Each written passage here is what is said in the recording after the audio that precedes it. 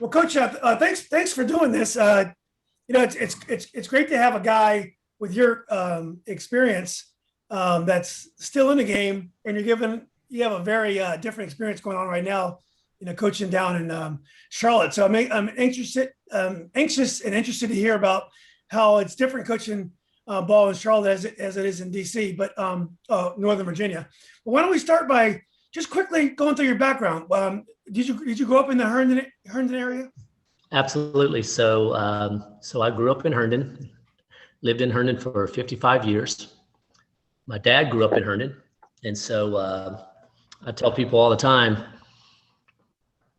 the barber that gave me my very first haircut cut my hair for 55 years. I was in the barbershop one day, and barbershops, I love those barbershops, right? So I would just go in and hang out at the barbershop, but I'm sitting in there one day and I was like, damn, bub, there's a lot of old people that come in here. I'm like, whose hair have you cut the longest? Yeah. And he looked at me and he's like, well, I've been cutting yours for 55 years. And I was like, 55? I'm that old? And he's like, yeah, I gave you your very first haircut. Wow. So I grew up in Herndon. Went to Herndon High School, I tell you, like, education was not something that was ever valued in my household. Amazing parents, but my dad quit school in 5th grade. And he was the youngest of 10. And he had to go to work. And so that's what my dad knew. My dad knew hard work, and I'm not sure he ever in his lifetime read a book. I'm not sure if he even knew how to read or write. My mom quit school at an early age. They got married early, that was very common then. And so education was not something that was ever valued. My dad was a construction worker, a blue collar guy. And that was my lot in life. The word college was never, ever mentioned in my house. And I'll never forget this, Julian. I had no plans of going to college. And I went in, all my buddies were talking about going away to college. It's spring of our senior year, and they're talking about going to college, and I didn't really know what they were talking about. So I decided, well, maybe I should look in and check out this college thing. So for the first time ever in 4 years of high school, I went and I found my way to my guidance counselor's office.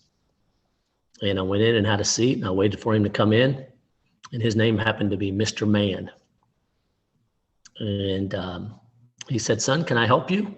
And I'm like, yeah, you know what? I think I'd like to go to college. And he asked me what my name was. I gave him my name. He looked up my records. He reached into his file cabinet. And he said, son, you're not college material.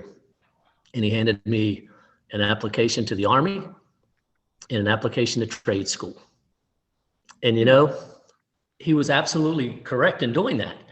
Imagine if that happened in today's world. But he was absolutely right. I was an underachiever in high school, which if I've been a good educator or a good coach, that is what has contributed to it, because I think I can relate and I can build relationships with kids that were a lot like me. And so, go ahead. You were great, but you were a great baseball player, from what I understand. So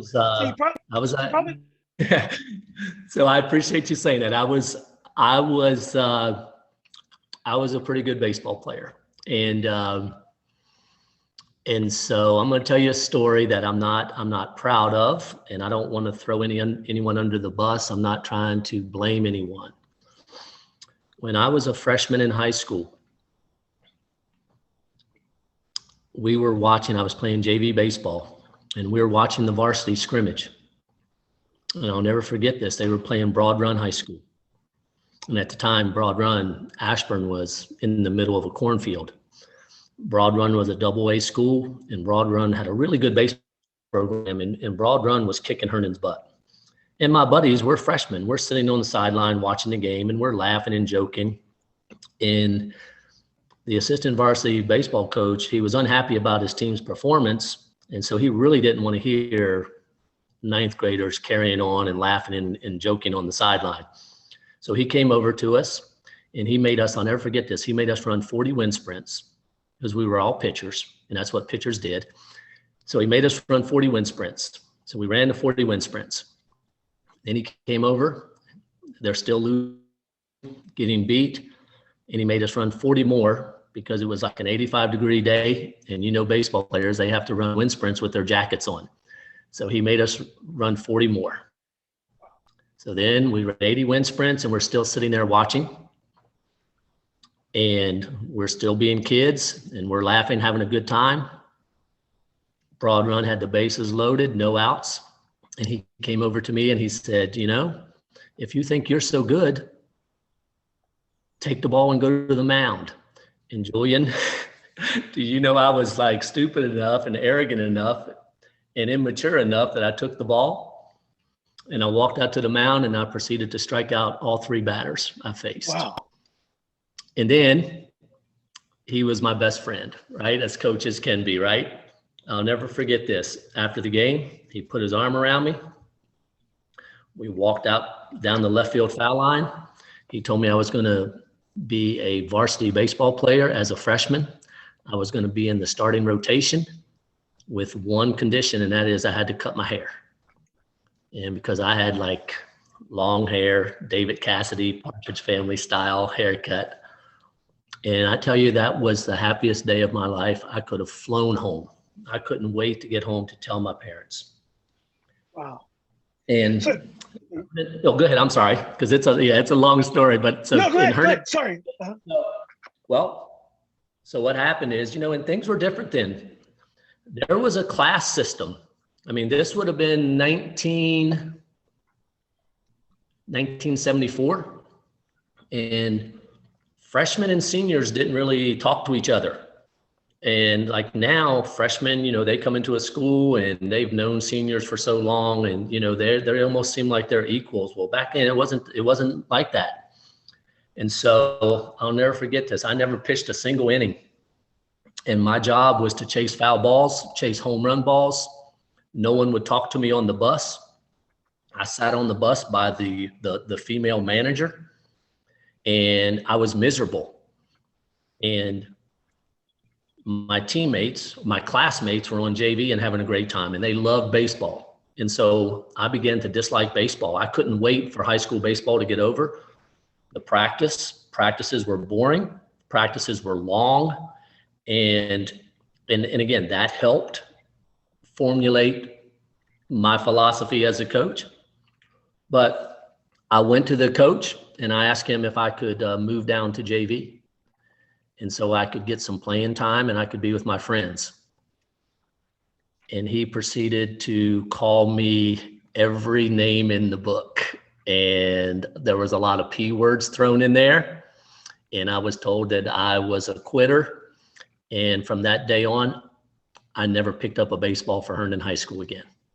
Is that right? So did you play basketball for Herndon? So I played a little bit of basketball, but basketball was just an afterthought. I was pretty good, but I always thought like baseball was going to be my ticket. So fast forward, I mean, I still played. You know, I was one of those guys, and I'm sure you've seen them. They don't play for the high school team. Yeah. But you see them in the American Legion, Babe Ruth, and they're a star. So I graduate from Herndon High School barely. And so I'm working construction with my dad, and this is what I'm going to do for the rest of my life. And I came home one day from work. The phone rang. I answer it, and it's one of those, you know, you remember the phones that we have in the kitchen with the long cord that's all twisted up. And so I answer the phone, and it was a baseball coach at a junior college in North Carolina. And he said to me, he's like, I understand you're a pretty good baseball player.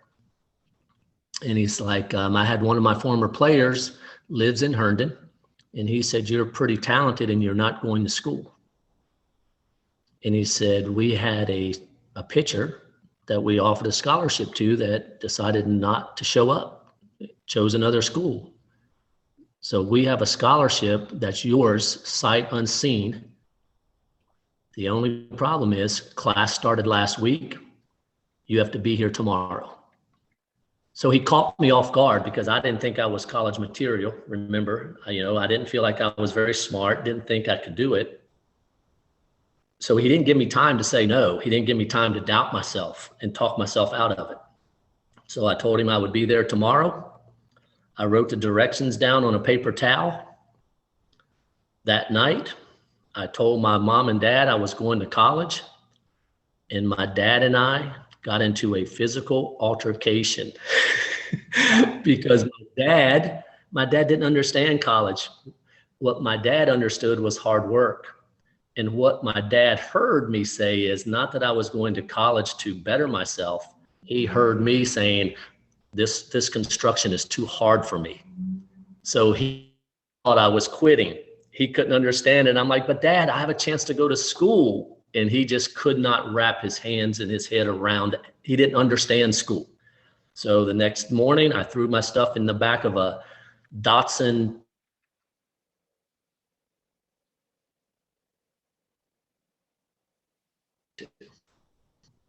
And so I showed up at Chowan Junior College in Murfreesboro, North Carolina. And I found out two things there. One, I found out that I was college material. I was actually smart because I never felt I was smart in high school. And this is something that taught me. And I've carried this on forever. Like, I mean, really the whole message here is like every single kid is one caring adult away from being a success story. And so I've tried to carry that into my teaching career and my coaching career. And so I go to Chowan, I have a successful career. I actually find out that I like to learn. And now I have a goal, but then I get hurt. So I tore the rotator cuff in my shoulder, and then it was over. There was no such thing as surgery then. So I came back home, but I had a thirst for learning. And so I enrolled at George Mason, and that's where I ended up graduating from. And so as things happened, as I'm home at George Mason, I have a friend of mine named George Lavelle that I played adult softball with. And George was the freshman basketball coach at South Lakes High School. So I'm a student at George Mason, and I'm going over to South Lakes High School, and I'm playing pickup games with them during their open gym just to stay in shape because George invited me over. So I'm playing pickup games, and then one Sunday night before basketball season started, I got a phone call from Coach Bird, and he said, Gary, he said, I've got a problem, and I hope you help me out. He said, my JV coach just called me and said he's not going to be able to coach this year. So I'm going to move George from freshman to JV, and I need a freshman coach. And I'd like for you to coach our freshman basketball team since you at least have a relationship with some of the players.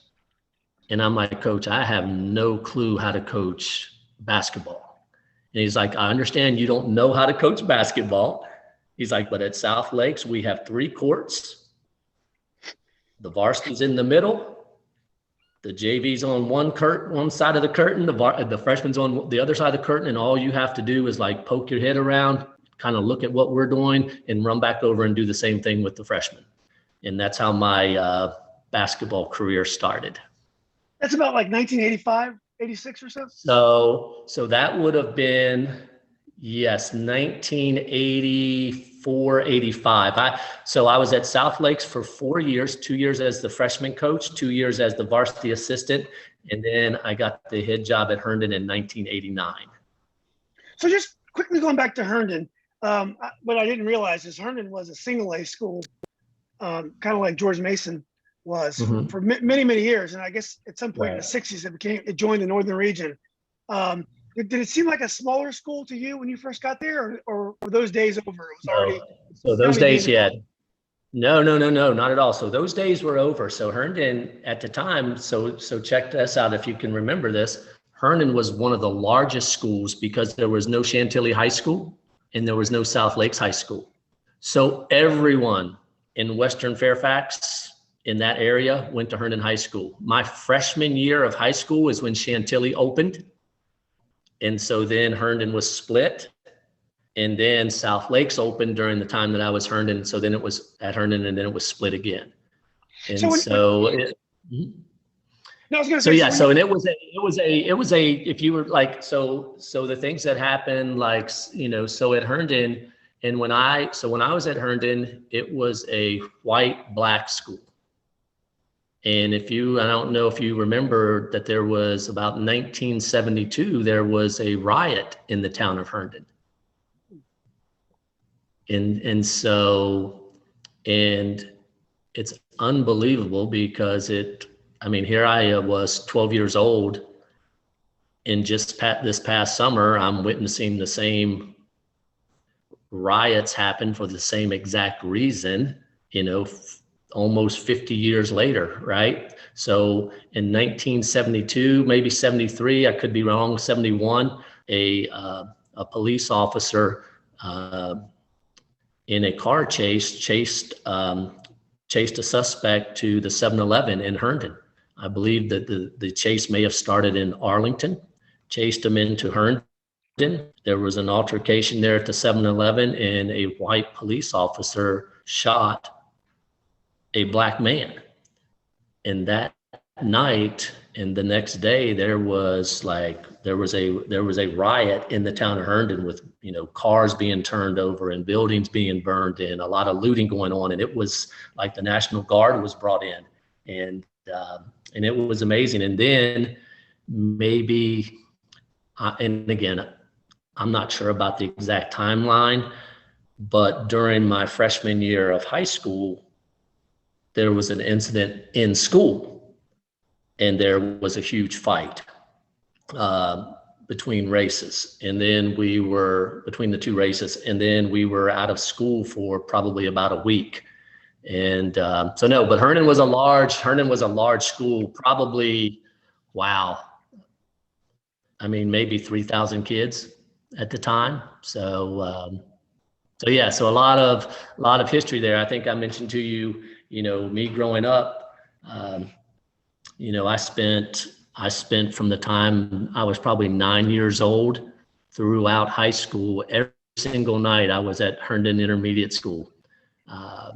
Fairfax County ran a rec center out of Herndon Intermediate School, and I couldn't wait. I remember the two guys, Danny Richards and Prentice Christian. I can remember those names because those were the two gentlemen that opened the rec center. And I would wolf down a Swanson TV dinner, and I would be the first one. I would be the first one at that door when that gym opened. And I could tell you for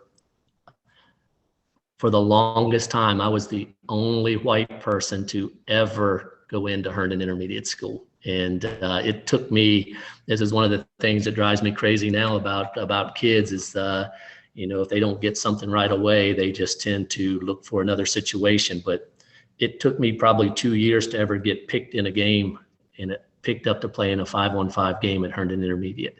But I went back every single night. Were there historical black neighborhoods in that part of Herndon? Is that where the folks came from? Okay, yeah, absolutely, yeah.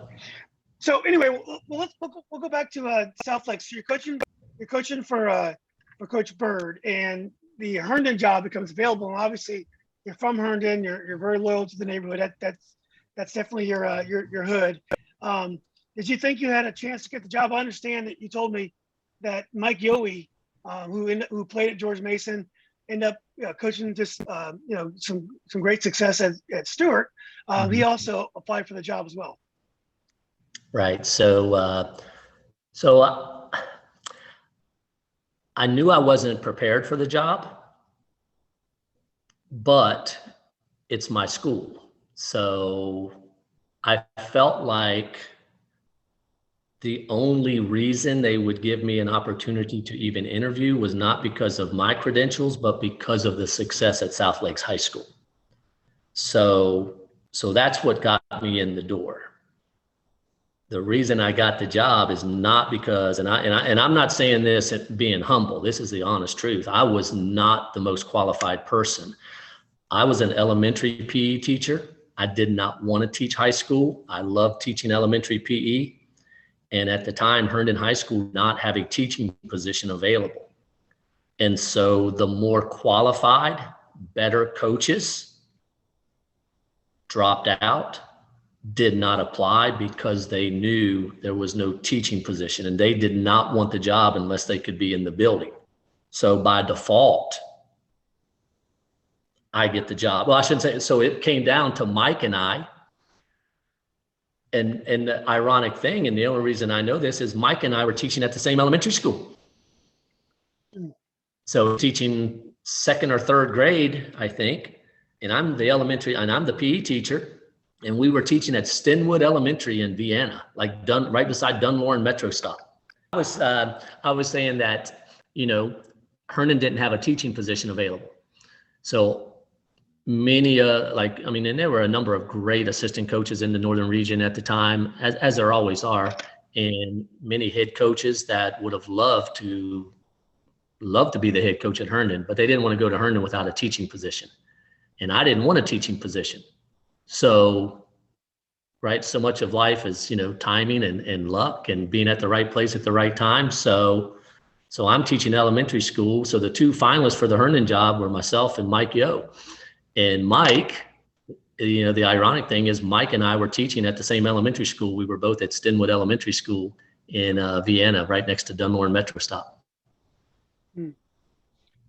So, did you offer to coach baseball too? Because I would think that would help you get the job, or that didn't come? No, it's interesting because when I was at South Lakes and and that's what even now people will say, how did you ever end up coaching basketball? Because you were such a good baseball player. And I'll be honest with you, I think I tried it one year at South Lakes and it's just too daggone cold. And I have no interest, like springtime, right? And it never fails. Like that first week of baseball tryouts, that's when we have a snowstorm. And I'm like, this is just not it was miserable. Now I loved going to baseball games like now at the end of the season. And then, once I became a basketball, and I tell you, when I got the job at South Lakes, I don't know if you remember this. You might, because you were kind of from the area. There was a sports book store in Springfield called Sports Books, Etc. And this was before, you couldn't look things up on YouTube and you couldn't order things from Championship Products. And this was I found this sports book store and they had every VHS tape, every instructional video, basketball book. I went to every single clinic and I just fell in love with the game of basketball and coaching basketball. And so basketball became a year-round obsession for me. But I tried baseball once and, quite honestly, it doesn't fit my personality. It's a little bit too slow, too boring, and the coaches have to wear the silly uniform. So it's just not something that I ever fell in love with. So my freshman basketball coach was Tom Peterson, who was a baseball coach at Robinson, and my freshman football coach at Robinson was Bob Menifee, who was the baseball coach at Robinson before Peterson got the job. They spent all their time working on the fields. They spent like 4 hours a day working, and I'm just like, I could do this at home. I'm cutting the grass. Right. Back in those days. And it's funny that you say that name. Yeah, because Tom and I had some like amazing battles as me. So if you remember, right, back in the day, freshmen could have a Christmas tournament and an end of the season tournament. We would have a district tournament. And the 2 years that I was the freshman coach at South Lakes, we played in the Robinson freshman JV Christmas tournament. And so Tom was a great coach. We had some battles. And of course, at that time, Dave Boyer was the JV coach at Robinson. So those were good times. Yeah, those are my people. Those are good people. I didn't play for Coach Boyer, but I coached the summer league teams when he was at Robinson's. I got to know him really well. Yeah. Really cerebral coach. I learned a lot from him. But Yeah. speaking of which, what are some of the things you learned from Coach Bird as a coach that you applied yourself at Herndon? Well, I tell you, and so they say that imitation is the sincerest form of flattery. So when I got to Herndon, the only thing I knew was South Lake. So I tried to do everything that Coach Bird did. And I realized something pretty quickly in this, and this is no disrespect to Coach Bird, but I didn't have Coach Bird's players. And so it forced me to find a different way. And here's what, and I've thought about this. There's an old saying that says, the older I get, the smarter my parents become. And as I've progressed in my coaching career and the older that I have gotten as a coach, I realize how smart Coach Bird was. Because, the one thing that I think the beauty of what he did was he kept everything simple. And he put his kids in the best possible situation to be successful. He gave them confidence and he allowed them to play. And so one of the things that you will hear people say is, well, boy, at South Lakes, they didn't really run an intricate offense. And they didn't do this and they didn't, but you know what? They should not have. Because that would have only, like you see sometimes you'll watch kids play in the summer and then you see them play during the season and it's two different teams. And you're like, wow, they played so well in the summer. What happened? And sometimes we tend to overcoach and we try to be too smart. And so Coach did a great job of giving his kids structure and allowing them to be themselves and allowing them to play. A lot like what you see now with the game of basketball, right? The game of basketball has changed where it's a game of layups and threes. Well, Coach Bird was doing that a long time ago. And so, but maybe back then it didn't look as disciplined as some teams. Yeah. But really, we had kids at South Lakes. Our offense didn't have to create shots for our kids at South Lakes. And if there's that old paralysis by analysis. If Coach Bird would have run this intricate offense, you wouldn't have seen the best of those players. So that's something that I learned, like when I went to Herndon, it was sort of the opposite. Like we didn't have those players. So I needed to be more, I needed to come up with ways and maybe run some set plays to get Latiki the ball and get kids shots because we may not have had the overall talent. So I think I learned one, put your kids in the best possible situation to be successful. Can you believe that Coach Bird actually, he received criticism for allowing Grant to bring the ball up the court, right? So Coach Bird was a visionary. So he was ahead of his time in that regard. And so, like so many coaches, right? When there's jealousies, people tend to pick at you and, oh, you don't do this, you don't do this. Oh, well, you know what? South Lakes never won a state championship, Dean Smith, he didn't win the NCAA tournament. They got to find some reason in some way to, the jealousies come out in people. I was talking to Coach Oliver Purnell about this yesterday. Some coaches like Lefty Drizel or Jim Boeheim, they don't get credit for being the X and O's guys that a guy like Bobby Knight is. And like for example, in the northern region, guys like Mike Heinsohn, TC Williams, Coach Bird, they've got the results. The results speak for themselves. Guys like Charlie Thompson is more like a Bobby Knight type.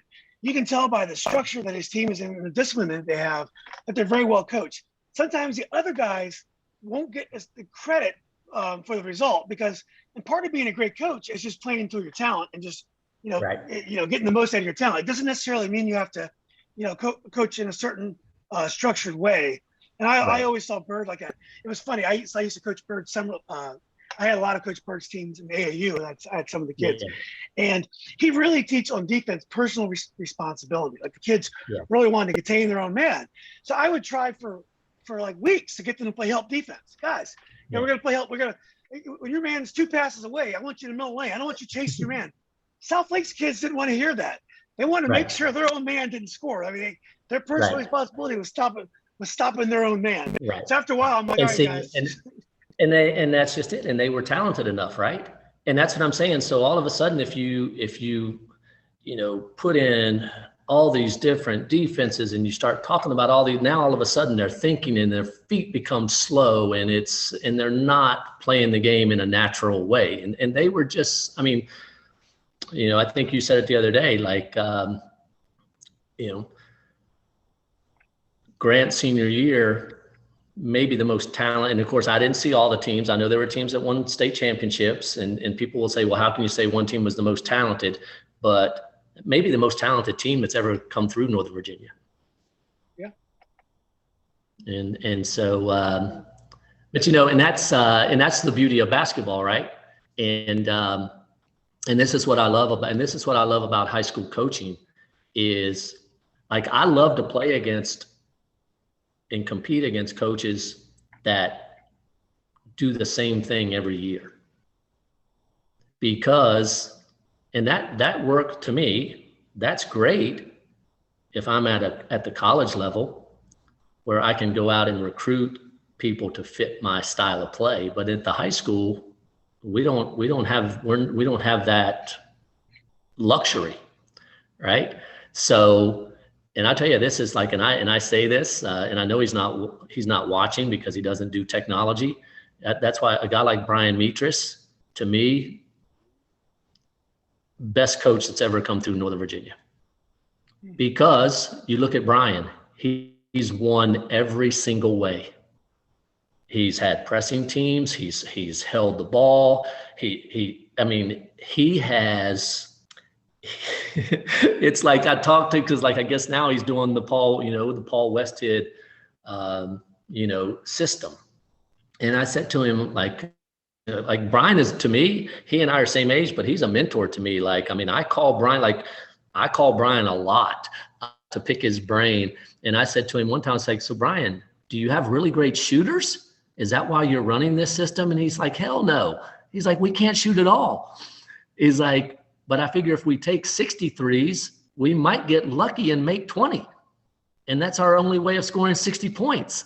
And it's just like, Brian is so smart and he thinks outside the box. And to me, you look at, he's won with different types of teams, different style of play. And that to me is a true measure of a coach. Yeah, it's interesting about Brian, because I played Little League football with Dip. Darren is his little brother, and Brian used to come to our games. He was, Darren's older brother, of course. And, and then, so Brian knew who I was, because I played against Dip in high school. And later on, I officiated his games. I never got to know him. He's not the easiest guy to get to know. He was always very cordial to me. And and I, like you, respect his work. But, most of the coaches I got a chance to know, I never got to know Brian. And I couldn't figure out why, because he knew me when I was a little kid. Way back, he knew who I was. But and I'll be honest with you, I don't know how the relationship developed with Brian and I, because same way, I don't know him well, and he's not easy to get a hold of. I mean, he has to be not just basketball coach, but the only person in America to not have a cell phone. I mean, so and Brian, Brian loves his family, basketball, and Notre Dame football. And I tell you, but to me, he is absolutely brilliant. And like, we were playing a playoff game this year, and we're playing a team that is really good at running the pack line defense. And again, my ego is not such that I'm not afraid to ask for help, because I like to win too much. So I'm calling college coaches and I'm like, look, what do I do here? What do I do? What should I do? We don't have much time to prepare. This is what my team, like the pack line is just going to take away what we do well. And so I listen and I listen and I listen. And then I'm like, you know what? Let me call Brian. So I send him an email at school, ask him if he can call me. And he's like, look, just do this, this, and this. And I'm like, that's all I have to do. And he's like, yeah, just do that. And I'm like, you know what? I could have listened to all the college coaches. I'm like, nope, I trust Brian more. I'm going with what Brian did. So, or what Brian said. So no, he's the best, but he is, but you're right. He is. I'm sorry. No, I was going to say, yeah, he's tough to get to know. He almost won a state championship, I think in 2001, 2002. It was the year they had Mark Stafford. I forgot who else was on that team, but they didn't start the season off well. I think they might have lost 2 or 3 games out of the first 6 or 7. And I was down there at States. I think they made a loss by 1 or 2 points in the final. That was a really good team. It wasn't the most talented team. They might not have had any Division I players, maybe one, but it was a very well coached, great. They had great chemistry. I was definitely cheering for them.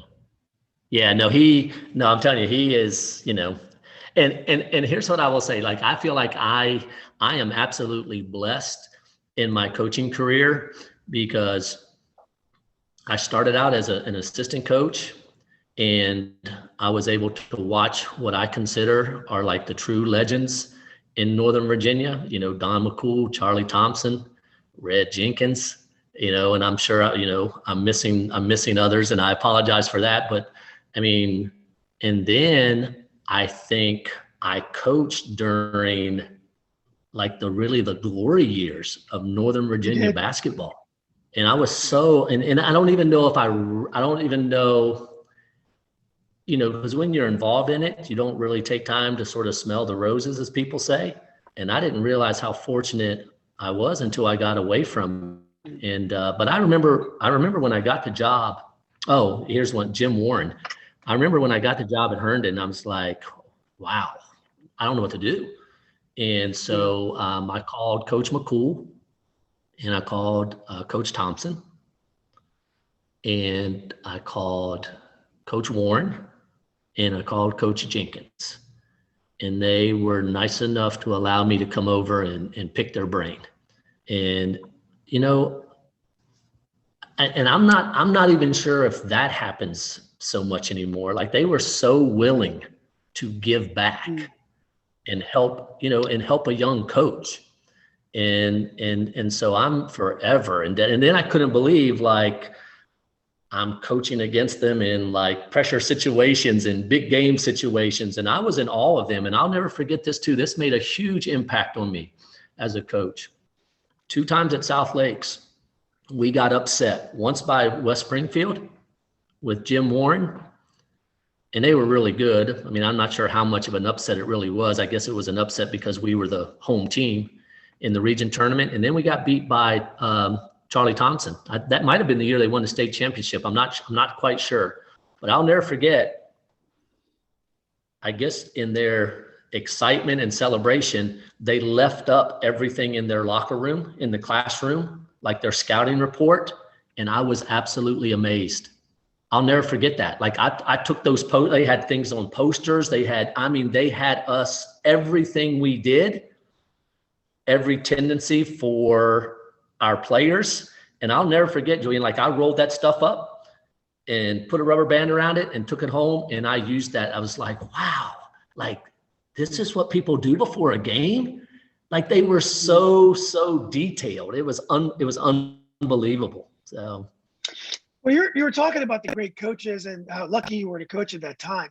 High school basketball was so important to me. I mean, I would, even when I was at UVA, I was there for 7 years. I went to graduate school as well. And I try to come back when I can. I definitely come back and make the regionals every year. And I'd go to the state tournament. And I officiated down there. So I stayed in the game. But I lived for the regional tournament. I lived for those big matchups. And, it's funny when high school basketball, public school basketball, it's basically it's lost its place on top. A lot of it is pressure from the privates. A lot of it is self-inflicted. They did serious damage to the state tournament by adding all the classifications. They did a lot of they tweaked around with the state tournament a lot that really hurt it. And it's funny, nothing ever replaced it. I mean, I'm a soccer fan now just because my son plays and I watch the Champions League. It's big in March, but back then I would never even care about soccer because that was high school basketball time, like late February, March, and it's it's never been replaced by anything. I mean, I loved high school basketball. It was South Lake's coming into Herndon with those big rivalries when you got Grant Hill, and you couldn't beat those games. no, I mean, I remember. So I get the job at Herndon, and I wasn't very good. We had a pretty talented team, but I wasn't very good, and we didn't have great fan support, even in the small gym. And all I knew how to do was work, and I'm working, and I'll never forget. We played South Lakes at home, and I got there about 4:30, and the gym was sold out. And I never remember. I remember standing there by the bleachers, and this is like and like a tears running down my eye because it was like, I can't believe how far we've come. Like, this is so awesome. I mean, like, our games. And I know there's always a debate where the most, the greatest home court, playing at the Garden or playing at Mount Vernon. And I'm telling you, but there's nothing like a South Lakes Herndon game at Herndon. And I'll never forget this. I remember, so our gym is so small, South Lakes people couldn't get in. And so I heard a rumor that South Lakes was going to try to get to the game at 5:00 and fill up the stands so Herndon couldn't get any of their fans in. So they were essentially going to sell out our gym. So then I made an announcement at school for any students. I wanted all the students to show up at 4:00, and I would buy pizzas for everyone. And so then we sold out for the freshman game, and then their fans still couldn't get into the game.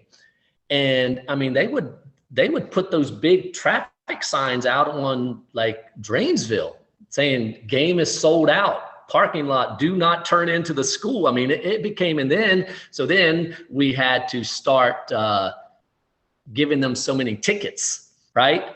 And so because their parents couldn't get in. And I'm telling you, it was awesome. Like there's nothing better than those games. And, but they were so intense. And I think I told you that, like, I look back on it and I was too obsessed with winning. And to the point where my whole identity, and not something that I'm proud of, but it's what I did. My whole identity became the basketball coach at Herndon High School. And I can look back on it now. Again, I'm not proud of it, but my self-worth was tied to whether or not we won a basketball game. And that's crazy, but Well, how was your relationship with Coach Berg when you became bitter? I don't know, bitter rivals, but when you became rivals, did your relationship with Coach Berg change? Absolutely. So, and I will tell you, so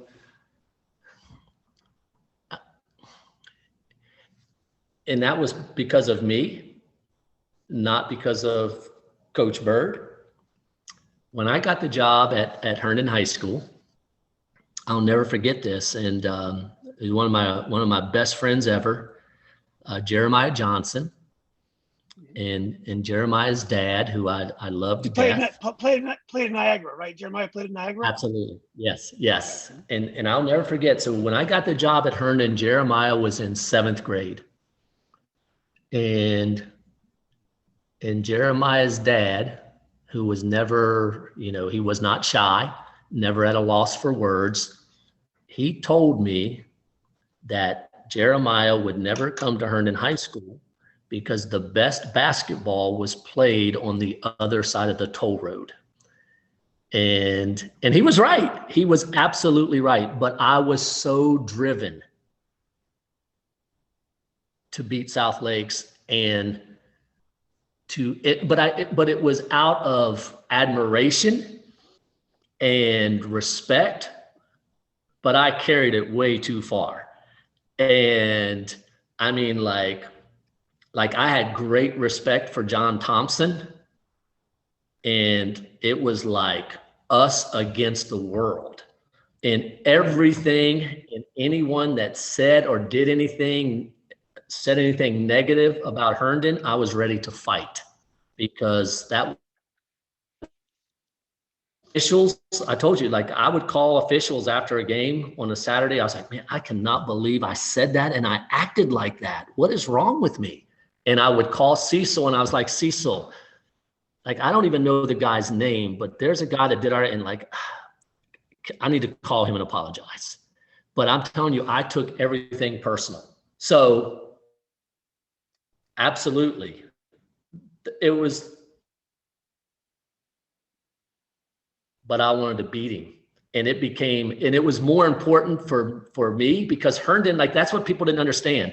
Herndon was my school. I grew up in Herndon, and I remember when Reston was developed and they would not allow us to play in their little leagues, wouldn't let us on their field. So now I'm the coach at Herndon, and all those memories are coming back. And I'll tell you, like, our first couple games, like, I think I put way too much pressure and emphasis on that game, and we didn't play well because I didn't coach well. And once I realized and tried to treat it like any other game, we became much better.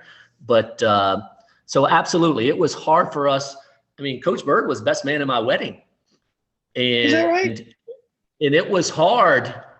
Again, my fault, because there were, I mean, it was intense. It was intense. And I just remember for the longest time, because again, I had so much respect for Coach Bird. He probably won't remember this, but I remember one time, because I was probably known to get a little carried away on the sidelines and maybe have some conflict with the other coach, which again, I'm not proud of. And I'll never forget, there was something that happened at South Lakes, and there was a problem with the officials, the score, the time, who the foul was on or something. And we're going back and forth. And in other years, I would have deferred to Coach Bird, because he was my mentor. And I still thought of myself as his assistant coach. And I remember that night, I was so, I don't know what got into me, but I said, let them have the call. We're going to beat their ass anyway. I'm not your assistant coach anymore. And I was like, and again, then I feel bad. I was just like, again, I was so competitive. And I think that my guys took on that personality. Like, I think here's one of the things that I believe about Herndon High School. We didn't always play the game well. We made, but we played, no one played harder. And like, we became, our identity became, I think we were a tough team. And so those were the things that we felt like we could control. And then we got better players, and that attitude was passed down, and, from player to player to player. But I mean, so our relationship definitely changed. So Coach, what other coach knew how to get under your skin? I mean, what if you had to say, this guy knew how to get under my skin? I did not like coaching. Well, so a lot of people are better coaches than I am, but that's a hard one. But you know who I coached the worst against? Martino. I hated coaching against that guy. I was going to bring him up. I wanted you to say that. I was going to bring him up. And I don't think I didn't coach against him like I was really young, but you know why? Because I felt like Martino knew every single official and kind of had them in his back pocket. And so I went in with that attitude. So I would look for it. And as soon as I saw him like kissing butt and putting his arm around him, I was like yelling and screaming. And I spent too much damn time worrying about him. Now, he had great players, don't get me wrong, and he was a really good coach. But I hated coaching against him because I worried too much about Martino than I did what the heck was going on out on the court.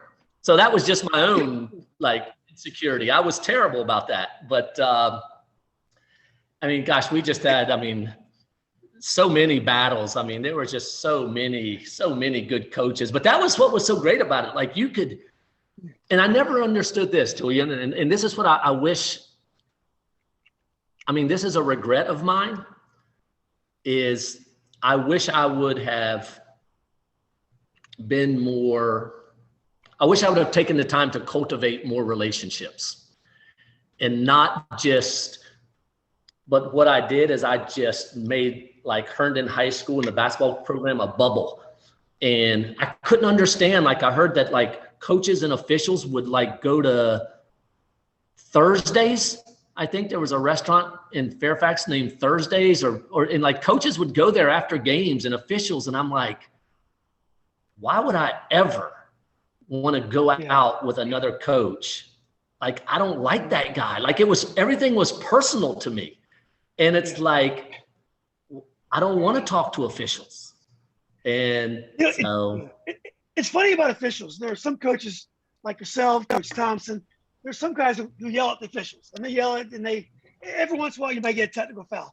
There are some coaches that just by gestures, they get the whole crowd wired up, amped up without even saying anything. Like Red Jenkins would just put his hands on his hips. Wendell Bird would put his hands on his head, or Martino he'd smile, he would make these hand gestures, and the crowd would get all amped up at the officials, and they didn't even say anything. I mean, you couldn't give them a technical foul, but those guys knew how to work you without ever yelling at you, and it's just so funny. And other coaches would just scream at you, and then they would get you know what? Because, I don't know. And I would tell my assistant coaches, it's your job to know the rules. Like, I don't know, like to this day, I'm telling you, I've been doing this for 37 years. I have no idea what the coverage areas are on a court for officials. No idea. I don't know, like those guys would get together in we'd have the preseason coaches meetings, and they would talk about officials and which one was a good official and which one was bad and this. And I'm like, how do you guys know that? It's like the only thing I knew is if a coach and I had a personality conflict. And like there were two officials, like I knew, like one official, every game that official did, I got technical foul. Every game. So it could have been a self-fulfilling prophecy, but I'm gonna tell you this might be the quickest technical foul in the history of basketball. The officials come over before the game for the handshake. And I said to him, you might as well just give me the technical foul now and get it out of the way. And I got a technical foul right then and there. But you know what? It was okay, because now he wasn't going to give it to me with 30 seconds left to go in a game or something. And then we were okay. He was okay. Yeah. And I was like, he got it out of the way and it was over. But no, I was, but most of the time, like I loved, like I don't know if Cecil was a good official or not. I have no idea. But you know what I like? He's a good official. Cecil, he would let me be me. And when he had enough, he would say, Coach, that's enough. And I'd be like, okay, thank you. Yeah. And the ones that I had trouble with was like the first play of the game, and they'd be like, and I'd be like, that's a travel.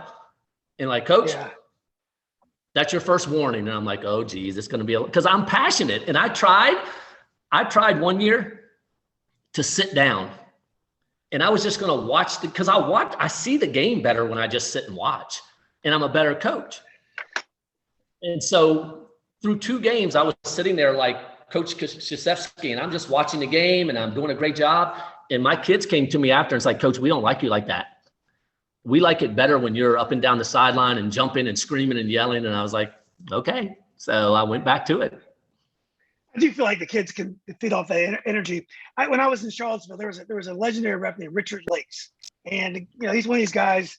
He's always in the middle of controversy. So back then we used to travel together because the games were always far away. So we had a game down in Cumberland, Virginia. It was Cumberland and Fluvanna, huge rivalry, single A. They both were top 10 in the state. So we're driving down there, and Richard's like, Julian, don't come out here and give these referees texts. Let them bend a little bit. I'll handle the coaches. It's fine. Just be patient. This is a big game. I'm like, sure. I'm a young ref. We get there 5 seconds into the game. the Cumberland ref stands up and say, it's going to be a long night. And Richard hits him with a tech. I'm like, sitting there saying, I thought we were going to give these guys a chance tonight. So, sometimes you just have to go with it, It was, no, it's, and I remember, and I said one time to an official, and it's changed because you know what, and they work so hard. And here's what I will tell you, and this is something for every coach in Northern Virginia to hear, because you don't know how lucky you are until you go to another area. And I will tell you, the officials in Northern Virginia are the best. Now, and I didn't know that, because the only officials association I knew was Cardinal officials, and we would complain, but we are so blessed, and no group works harder and cares about the game. Because I used to say to an official, I said, look, I get it. I said, but here's what you have to understand. To me, this is my passion. And for you, this is a job. And I don't think that's true anymore, because I think there are officials that are just as passionate about officiating as I am about coaching. No, it's true. Yeah. When I came here, I learned a lot about officiating that I did not know. And I'd been doing it for 7-8 years. But Cardinal, they train their young officials. It's a constant evaluation process. So they do a good job of getting feedback. And the coaches also give us a lot of constructive criticism too. So. Right. Yeah. So anyway, yesterday when I was talking to Oliver Purnell, he mentioned that the game is, and you mentioned this earlier about Wendell, the game is all 3-pointers and layups now. But one of your first great players is Lutike Colombo, and he coaches for you now down in Charlotte. One thing he was great at, he had a great intermediate jump shot. He would glide down to the baseline and shoot that 15-footer. I mean, he was so smooth, under control.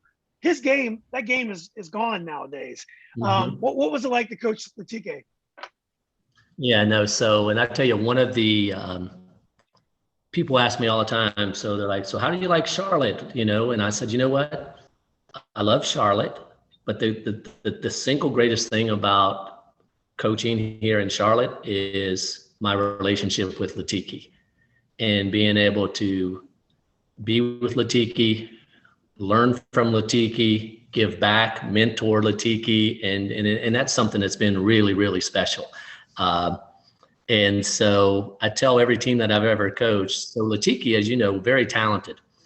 And back when AAU meant something, Lutike is the AAU national MVP the summer before I got the job at Herndon. And so I was so young, I was intimidated by Lutike. I remember I would allow him to come to open gym, and he would have on like blue jeans. I'd let him play in running shoes. Like, I made so many mistakes with Lutike. And I'll never forget, Billy Hahn called me from University of Maryland, and Lutike played on a great AAU team called the Allentown Go-Getters. And they were legendary. Greg Williams, Lutike, Vaughn Jones, Dwayne Simpkins. I mean, they were really, really good. And so Billy Hahn calls me and he's like, Coach, Coach Williams is coming to the game tonight. If Lutike plays hard, he's offering him a scholarship to the University of Maryland.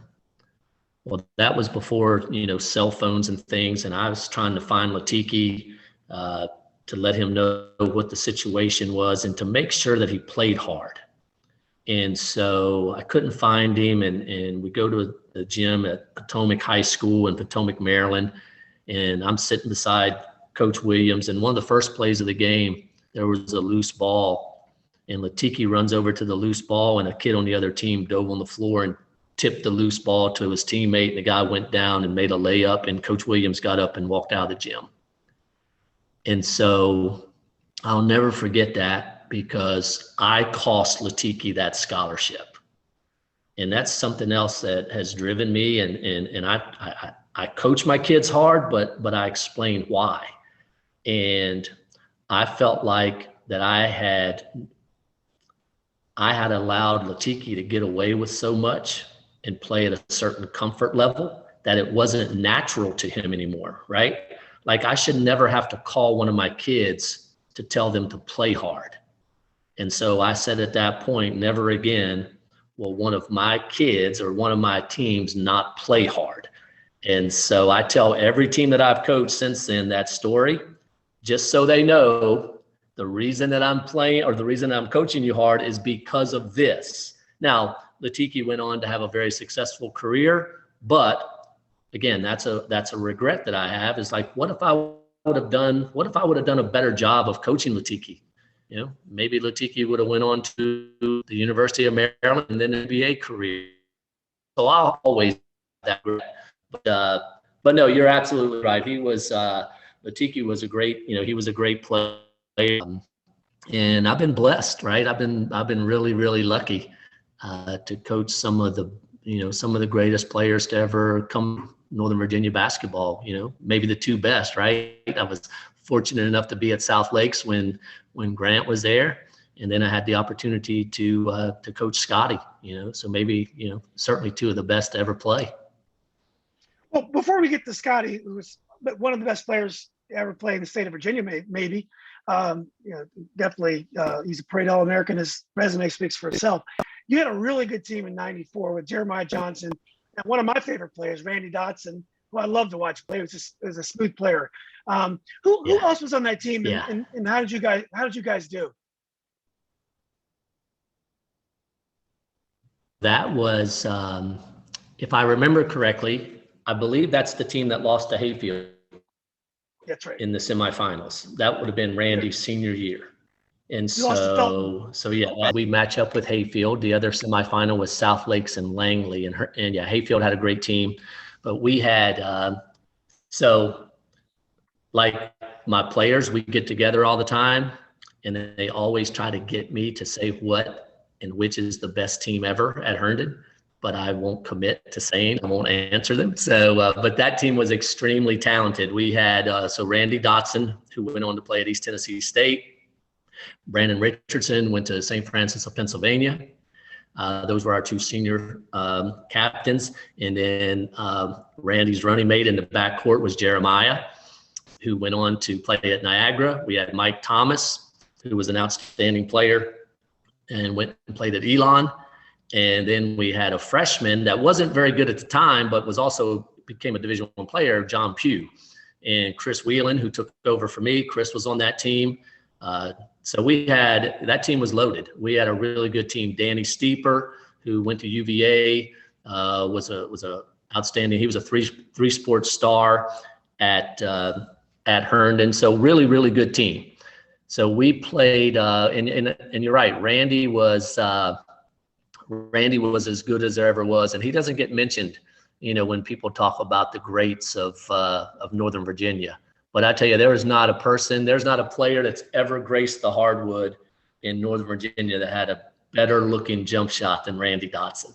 I mean, it was picture perfect. And so he reminds me of just shooting wise. He reminds me of Brian Allen from South Lakes, in that they were effortless in how they scored. I mean, their games are very different. Brian was a much bigger guy than Randy was. Randy was probably quicker, but they shot so effortlessly from long range. Right. And Randy I can still see it. Like you talk about Latiki having a pull up, and Randy would put the ball on the floor, 1-2 dribbles, and he would get up off the ground, and it looked like he was 3 feet in the air. And he would knock down that pull-up jump shot, and he was so talented. And I tell you, we played the Hayfield team, and they were experienced. It was our first trip. I think we were a little bit shell-shocked, and then to top it off, we start the game. I think Hayfield jumps out to like a 26-4 run, and we battled back, and I'll never forget this, because Randy, the one thing that Randy would get inside his own head a little bit, and Hayfield played a boxing one on him, and he kept coming over to me and saying, "Coach, they're playing boxing one, and it just got into his head, and that's, and Brian did a good job of that. And finally in the fourth quarter, it was like, Randy, just play. You just keep telling him, just play. And so he went off in the fourth quarter and, scored 14, 15, 16 points in the fourth quarter. And we had a chance to take a lead. We missed a layup. We missed a wide open jump shot that would have put us up. And I think we ended up losing by, 4 or 5 points. So, But that was that's what started things. It was that group of kids. When I got the job at Herndon, those kids were 8th graders, and Jeremiah and Mike Thomas were 7th graders, and Chris Whelan and John Pugh were 6th graders. And that group of kids, there's a progression, right? Like when Ray and Brandon were juniors, we lost in the district championship game. Their senior year, we won the championship, and then we won 3 straight championships. But though it was that group of kids, the Randy Dotsons, Brandon Richardsons, Jeremiah, Mike Thomas, they set the bar and they set the standard for all the kids that followed. And I think as you're building the program, you're playing against Hayfield at the time. They'd probably been in the regional Final Four like 7 of the 10 years prior. Yeah. I mean, obviously a lot of those games were different kids, but that tradition and that of a program, it does mean something in those big games. So, I mean, you're just building yours. So I'm sure, that was probably a good sign and then for the future. Right. I mean, South Lakes ended up winning the region championship the next night, but on the other side of the bracket, and it's just, basketball is a tournament sport, South Lakes versus Langley, and we were, I believe, 6-0 against both of those teams. Now, that's not to say that if we would have played either of those teams that we would have been victorious, but certainly the comfort level, the confidence, a lot of times in situations like that, you play people's reputation, you play the name on the front of the jersey, and maybe we were a little bit in awe of Hayfield. But that's okay. Those things happen. Well, let's fast forward a little bit, because obviously, we mentioned Scottie Reynolds earlier, and early 2000s. I think 2003, Scottie shows up at your school. He starts as a freshman. Did you know exactly who Scottie was as a young guy? So had you seen him going through middle school and all that? Well, so not through middle school. So this is I mean, how Scottie ended up at Herndon is unbelievable, and it's a test of Scottie character, even at such a young age. The one thing that, when I think of Scottie, the first word that comes to mind is just loyalty. The most loyal kid I've ever met, loyal person. And but I coached Scottie when he was a 10-year-old. And so many people may not even remember this, but myself, my assistant coach, Adam Chaskin, were really the founders of Nova United. And I coached Nova United. So we started Nova United along with Randy White at the time. And so we wanted to have an avenue for our kids to play. So we started Nova United with the premise that we would not allow any private school players to participate. And every coach in Nova United would be affiliated with a Northern Virginia public high school program. And so the first year of Nova United, I coached a 12-year-old team that was led by Ricky Lucas. And so Ricky was a pretty good player. And so I had a really good group of 12-year-olds. And so I coached a 12-year-old team. Well, then fast forward. So there's a really good 10-year-old group in Herndon, and I decided to do another Nova United young team. So I have a 10-year-old team, and I'm calling around to different travel coaches, select coaches, to let them know that we're going to have a 10-year-old team, and just to try to find out maybe who the best 10-year-olds are. And everyone tells me about this kid named Scottie Reynolds. And at the time, Scottie lived in Oakton, played for CYA. And so everyone kept telling me about Scottie Reynolds. So I finally got his coach's phone number, and I called his coach and I said, "Hey coach, my name is Gary Hall. I'm the coach at Herndon. I'm going to coach a 10-year-old team. And everyone tells me about this kid named Scottie Reynolds." And they said that I should contact you to invite Scottie to the tryouts. And he was like, "Yep, he's the best, but he only plays where I tell him to play." And I'm like, "Look, I'm coaching a 10-year-old team. How good can he be? And so if here's the information, if he shows up, he shows up, not whatever." Well, he showed up to practice and he was unbelievable. And so we have a team, and I tell you, we traveled. We're the first 10-year-old team to ever beat Boo Williams. They had won like 100 and some games, and we beat them in a tournament. And Scottie was unbelievable. But here's the thing about Scottie. Everywhere we went to play a tournament, we check into the hotel. The first thing Scottie would do was get a phone directory and find out where the local church was located. Because as a 10-year-old, Scottie did not miss church on Sundays. And that wasn't something that he was forced to do. It was something that he chose to do. And I'll never forget, we would be playing in a championship game, and the other team, you could see they would look around and they wouldn't see Scottie. And then all of a sudden, like, the game would start, and the doors would fly open, and here comes this little kid with this little like Michael Jackson like afro, and he's throwing off his like clip-on tie, and he's changing into his Nova uniform, and he leads us to victory. And I think because I never said anything to Scottie about, why are you missing a game? Like, you're letting your teammates down. It was just something that I completely respected and accepted for him. And I thought it was actually like, it's a pretty cool thing that a 10-year-old would do that and have those convictions. And so I think that like we forged this great relationship. Well, then Scottie's dad got a job transfer to Chicago. And so Scottie moved out of the area, and I lost track with Scottie.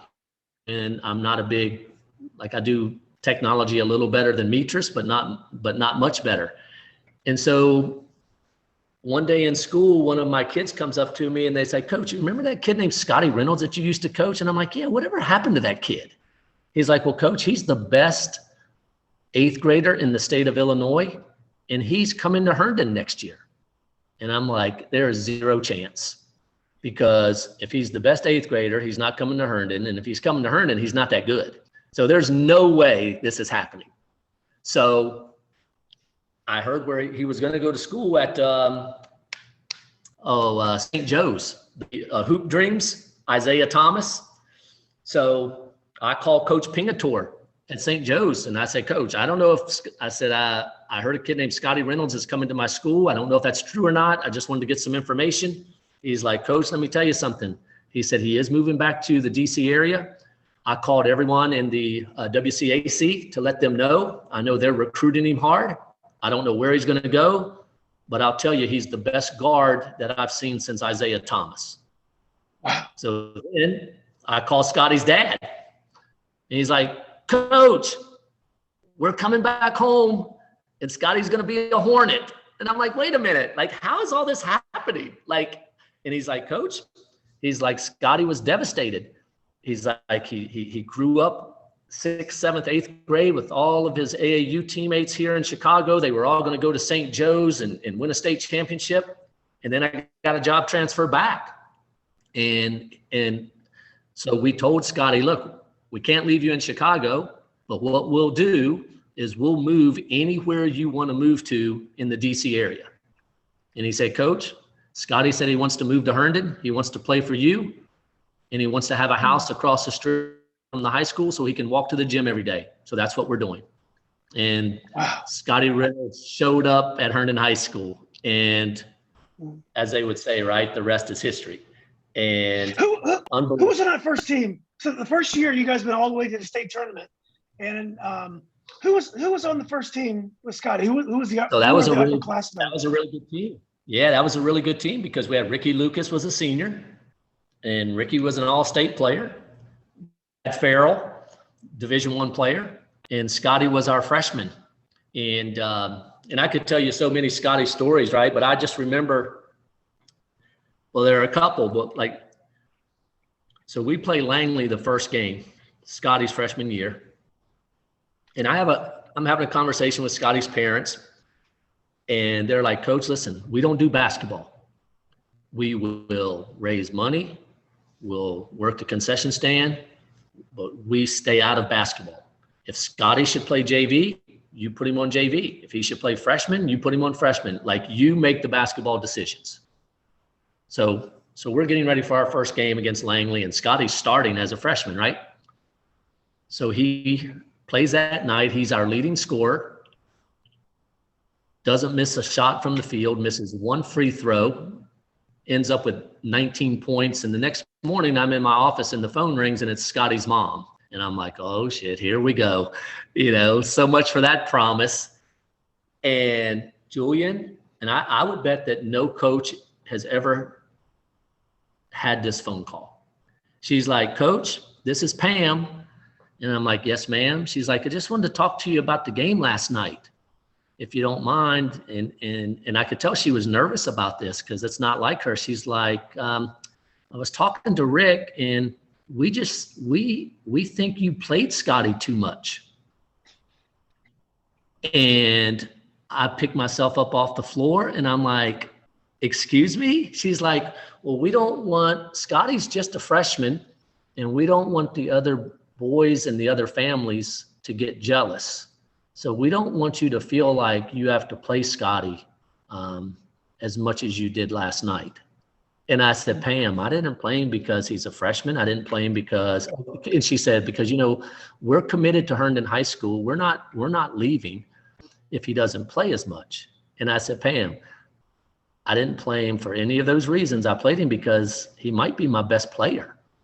And she's like, well, okay. But she's like, you'll never have another phone call from me after a game. But I just wanted to make sure that you knew what Rick and I were thinking, and don't feel like you have to play him so much. And so, so that was a conversation, and I just couldn't believe that. And so we lost to, so then fast forward, right, to the region tournament. So Scottie would go to Bible study every Wednesday night. Not a problem. Northern region, Tuesday, Friday, Tuesday, Friday, Tuesday, Friday.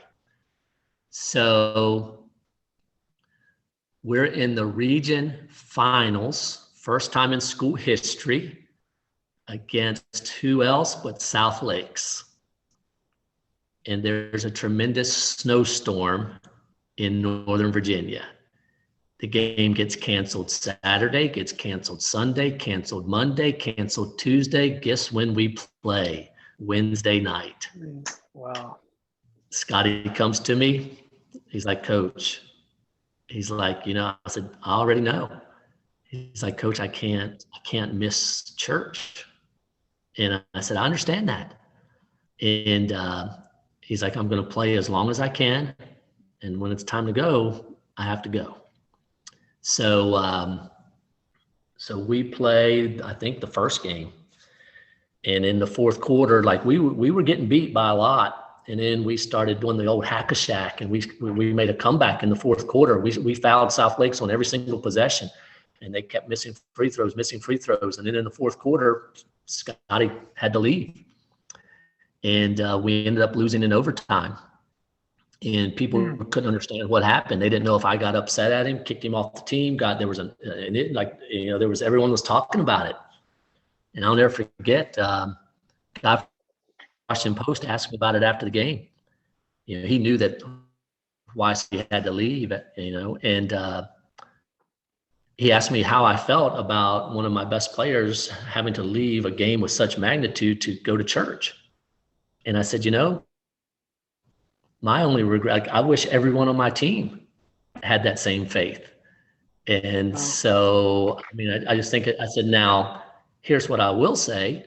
You would think that the man upstairs, because we missed a last-second shot to win it, you would think, since I have a kid leave a game and go to church, you would think the man upstairs would allow that ball to go in the basket, right? We should at least get something from this, right? And so Scottie took a lot of heat. Like, people were not happy with him. People couldn't understand it. People around school, how could he let his teammates down? And Scottie came to me the next day, and I'll never forget this. He said, Coach, he said, I know how important a region championship is to you. He's like, I know the history of Herndon High School. I know we don't have a region championship, but Coach, I promise you, before I graduate from Herndon, I'll get you that region championship. So then fast forward,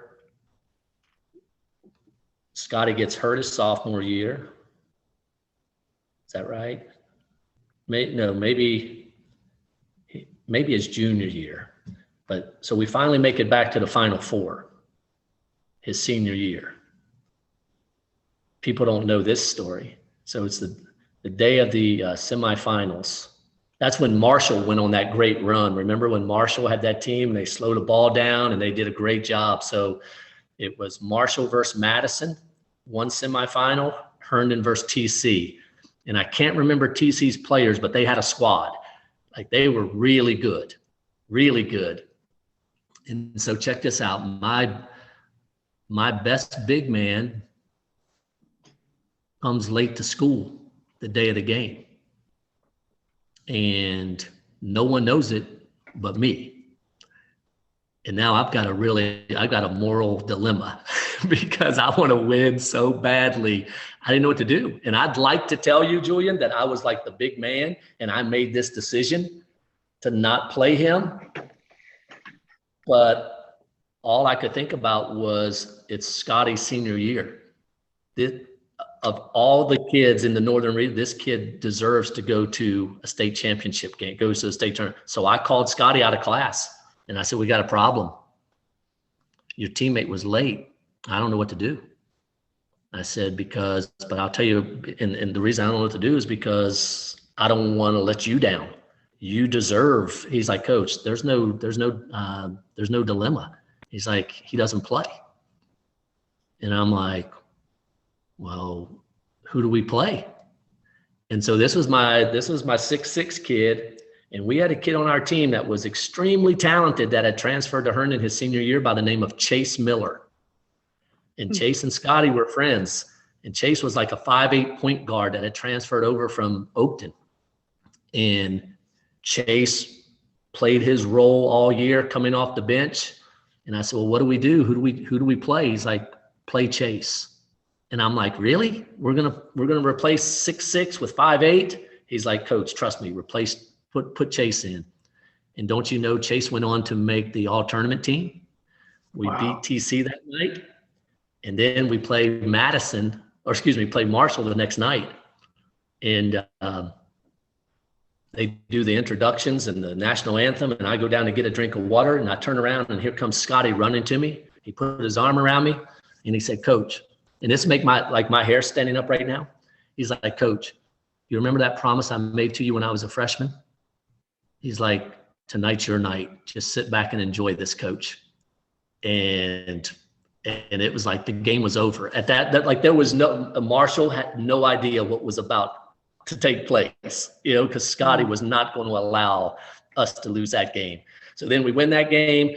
We win a great game against Highland Springs in the first round of the state tournament at George Mason. We block a shot at the buzzer to win it. Then maybe one of the greatest games ever in the state semifinals, we played, the name just escaped me, but we beat them in double overtime. And then they were the number one ranked team in the state. I don't know why I can't remember it, but was it George Wythe? It was not George Wythe. It was another team from the beach. Oh, okay. I don't know why I can't think of it.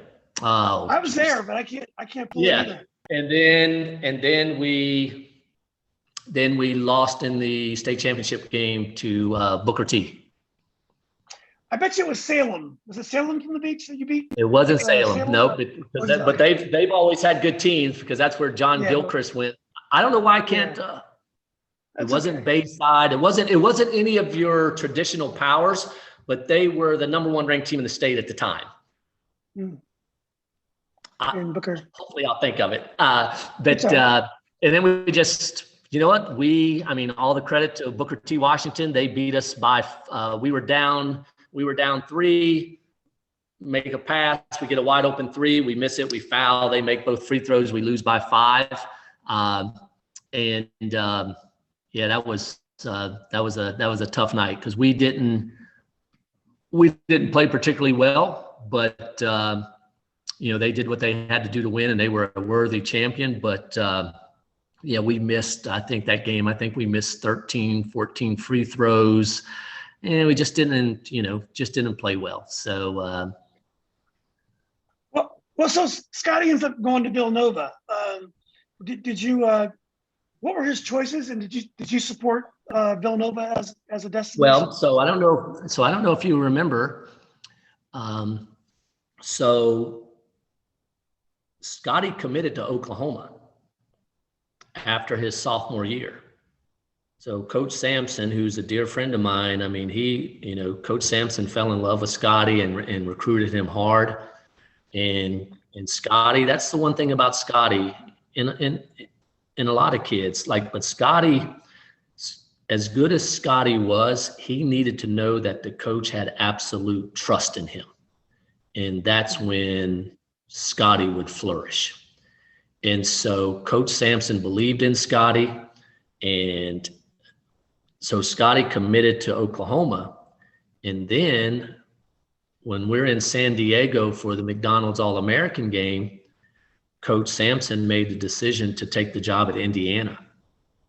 And Scottie was devastated. Never considered following Coach Sampson to Indiana because from that moment, he lost trust in Coach Sampson. It wasn't Coach Sampson's fault. Coach Sampson made the right decision for his fan, but Scottie was really upset and hurt. He was disappointed because he loved Coach Sampson. So then Scottie's like, Coach, just pick a school for me because all college coaches lie. No one tells the truth. I don't care where I go. It's all going to be the same. Just pick a school. And I'm like, no, we're not doing that. So we reopen. He reopens his recruitment. We go through the whole recruitment process again. He absolutely loved Coach Amaker at Michigan. And how could you not, right? But and Coach Amaker recruited Scottie hard before he went to Oklahoma. They were a finalist before he chose Oklahoma.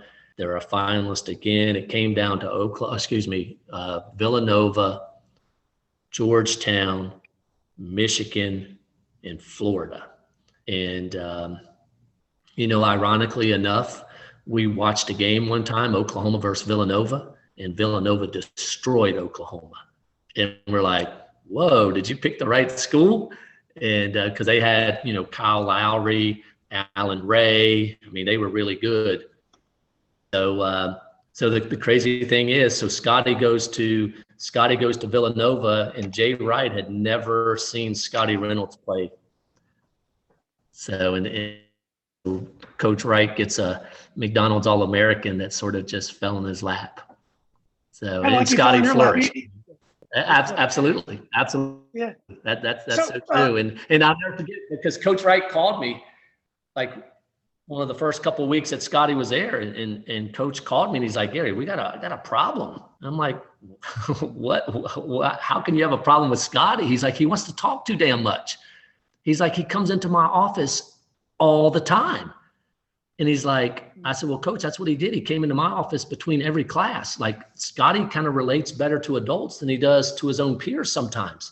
And he's like, yeah, he's like, Coach, like, no offense, but you can do that. I can't afford to have conversations with Scottie all the time. He's like, I've got boosters, I've got appointments, I've got all these things that, take up my calendar. And then I think Scottie feels bad because I can't talk to him. And it's like, that's all right. So I got him. So I talked to Scottie about it, but he had a great, it was a wonderful, great career at Villanova. So, everyone wonders, he never, it seems, got a fair run in the NBA. And there are theories as to why, he's kind of a tweener. He's not really a point guard, he's a shooting guard. But no one really knows because everyone knows what a talent that he was. Why do you think he never got a real chance to play in the NBA? No, and I think all of those are probably somewhat valid. I think it was always interesting to me that NBA coaches, scouts would tell me that he didn't shoot the ball well enough when he's the best shooter I've ever coached. And I think what happened a lot of times at Villanova, to no fault of Villanova, Scottie didn't shoot a high percentage because the ball would end up in his hand late in the shot clock. And he would have to create a shot. And the one thing is, Scottie's, he's 6'1", right? And he played against really good defenders. So his shooting percentage was not great. His last year at Villanova. He was, people say, I'll never forget someone that just happened to be from our rival school, and blue and green, said to me once, "Oh, so your boy, I see your boy didn't make the NBA." And they felt like that was going to be like, something negative about Scottie. And I said to him, I said, just, this shows what a ridiculous statement that is, because how many people absolutely maximize their potential? Like I certainly haven't. And most of us don't. Like, there was no reason for Scottie Reynolds to be a first team All-American. Not the quickest, not the strongest, not the most athletic. And yet that kid absolutely got the most out of his God-given ability. So maybe that was just his max, and like I tell my kids that don't get a Division I scholarship, I say, maybe you just don't have a Division I skill. And so maybe his game just didn't translate to the NBA at the time. And I think you're right. Was he a point guard? No. Could, people would say, well, he can't guard the Allen Iverson type point guards. Well, who the hell can? And it was almost the longer he stayed, sometimes the more they pick your skill set apart. But he had an opportunity. I mean, he was in he played summer league with the Phoenix Suns. He was their starting point guard. They invited him to camp, and he chose to take an offer from Italy. And he realized pretty quickly, he said to me, he's like, you know what, coach? He's like, I'd love to play in the NBA, but this is a business. Like, this is my profession now. And he's made a really good career out of playing in Europe. And he's got to, he's had a chance to travel the world and see the world. And he owns a home in Northern Virginia, and he's made a really nice life for himself. That's great. So he's enjoyed playing overseas. He likes the basketball there. Okay. He does. And so sometimes, and that's so Scottie would have to make a decision, or Scottie would come down to, okay, do I accept a great contract on one of the top teams in Europe, playing in one of the top leagues, or do I accept the invitation to go to an NBA training camp? And then if I'm in the training camp, and let's say I make it to the final cut, I don't make it, now the best jobs in Europe are taken. And so he just made a decision. Instead of going back and forth, he made a life out of playing in Europe. And I tell you, he's played all over the world, and he's been an all-star, a superstar. Scottie, I went over to see him play in Turkey. The kids there love him. People. I mean, he's a hero in every league he plays in Europe. So he's made a wonderful life for himself. And he's still young. So he says, he tells me he thinks he has 2 more years left. And then, it wouldn't surprise me to see Scottie coaching in the NBA. Oh wow, that's awesome. Yeah. So Coach, eventually, I think you retired from Fairfax County, and you took an opportunity, which a lot of people do. You retire here, but you can go somewhere else to coach and still make more of a living. I'd be interested to know what the Charlotte basketball horizon is like. Are the public schools more competitive here? I would assume. Are the private schools eating into your players like they do up here? Yeah. What's the Charlotte? Well, first of all, where do you coach, and what's the Charlotte basketball? And when I retired from Fairfax County, I went to Texas, and I went to Texas because my daughters, after high school, went to Baylor, and then they made their homes in the Houston area. So I wanted to get closer. And then I became a granddad. So I retired and I moved to Texas, and I coached there for 3 years. But I really missed the East Coast. And I always thought I'd be retired in North Carolina. Just, cost of living, climate, access to the mountains, beaches, and obviously great basketball. So I made a decision to come back. And so I took a job in Charlotte. So I'm coaching at South Mecklenburg High School. has a great history of basketball. Actually, the two greatest players to ever play at South Mecklenburg are Walter Davis and Bobby Jones. Wow. So so tremendous history here. And Charlotte, in North Carolina, as a whole, basketball state. So, in North Carolina, they refer to themselves as the hoop state. And so, so what it reminds me of Northern Virginia 15 years ago. So the private schools are just now starting to really have a major impact on the public schools, but still there's a lot of pride. People want to play for their home team. They want to grow up and wear a jersey of their local school. So there's a lot of pride in that. You still get great fan support. Of course, haven't experienced that because of COVID, but the basketball, the coaching is outstanding. That's one of the things too, is like, you have such great access to universities here. You got, just in the state of North Carolina, look at all the great college programs.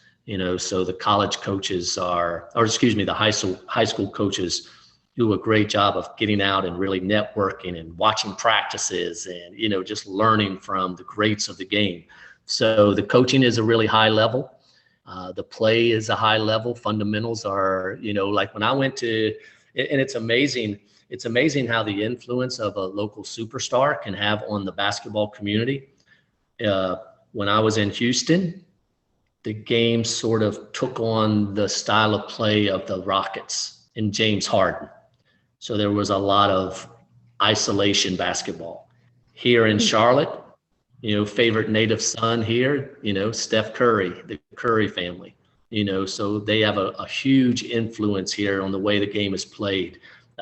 We're so close to Davidson College, and, Coach McKillop is one of the greatest coaches, in the history of basketball. So there's a real emphasis here on team play and playing the game the right way. So it's exciting. I'm looking forward to, this was obviously, not what I thought, not what any of us thought was going to happen this school year.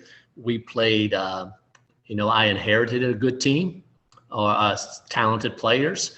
I've got 3 really good freshmen on my current team.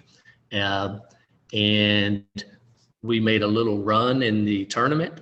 We got into the state tournament as a 15th seed, and we upset the number 2 seed. We upset the number 7 seed, and then we lost in the quarterfinals of the state tournament to the number 1 seed in the state. But I have a freshman on my team that I called Coach Sampson, who obviously is now at the University of Houston. And I said, Coach, I've got the best freshman that I've seen since Scottie Reynolds. And Coach was like, well, Gary, those are pretty strong words. Those are, that's a pretty bold statement. And I said, Coach, I'm telling you, he's got a chance to be special. And he said, well, if you're telling me that, you have credibility, and the fact that he's going to be in your program for the next 4 years, I want his phone number right now, and I'm calling him and I'm offering him a scholarship. Yeah. And so Coach Sampson called him and offered him a scholarship. So that was pretty cool. I think you're tailor-made for this generation of coaching, because you're able to make relationships with players that can keep them away from private school opportunities. Because I mean, nowadays, everything is so exposed. So the schools know where to find the kids at a young age, AAU, internet. Yeah. And you have to recruit within your own district to keep kids from going to public school. I mean, you did it at Herndon. I would think you'd have great success doing that. I know. I was going to ask you, do you think the reason why Charlotte is behind Northern Virginia in terms of the private school encroachment is that because you don't have as many private schools, like you don't have the WCAC and Flint Hill, Paul VI nearby, or is it just because there's more pride in your public school? Well, I think it's a combination, but certainly, I mean, you look at in the DC area, you have the WCAC, which was a powerhouse. Now, the thing is, the WCAC didn't really affect us too much in Northern Virginia because you had to be really good, right, to go there. But then all of a sudden you had they were still really good, don't get me wrong, but then there was almost like the mid-majors of private schools. And all of a sudden kids started going to those schools. Then you had another set of private schools and kids started, and then everyone started going to private school. And it was really hard. Like what you said was so true. Like, I can't tell you, I spent so much time. You get beat on a Friday night in a tough game, and then I'm at the gym at 8:00 on a Saturday morning, watching 7th graders play, not where I wanted to be at all. But you have to do that, and you have to connect with them. And I'll never forget, the football coach at Herndon told me one time, he said to me in a conversation, because he didn't have very many freshmen out for the football team. And I said to him, well, do you realize they probably don't even know football starts before the school year, and you may have to take them and get a physical, and you might have to buy them cleats. And he's like, are you kidding me? He's like, I'm not going to kiss any kid's butt. And I said, well, see, that's the difference of you and I. I don't look at that as kissing kids' butt. I look at giving a kid an opportunity. And I said, but that's the reason you don't have many kids out for freshman football. So it becomes a lifestyle. It becomes, that's what I do. And maybe at the expense of other parts of my life, right? And but yeah, it's a constant, but so what I'm seeing in Charlotte, and I don't know the landscape as well because I've only been here for a year, is there are the schools that are like the WCAC, and there aren't as many St. Stephen's, Ireton's, right. Again, Plenty those are all yeah. right, but they're not there. And so I think that, and the fact that, people still do have so much pride in their local school. Yeah. How much longer do you think you want to coach? That's a great question. Well, here's what I'll tell you. I think Coach Jenkins is I consider him a great friend. And he told me once, and I'll never forget this, made a huge impact. He said, Coach, he's like, let me tell you something. He's like, one of the biggest regrets I have is I stopped coaching too early. And he's like, don't ever stop. He's like, because you know what? To coach the game of basketball, we're the luckiest people in the world.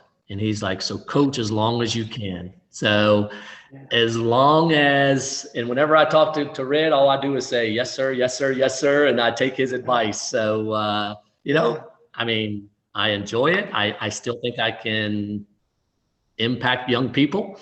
And, I love the relationship. That's the part that I don't think young coaches realize is coaching is all about relationships.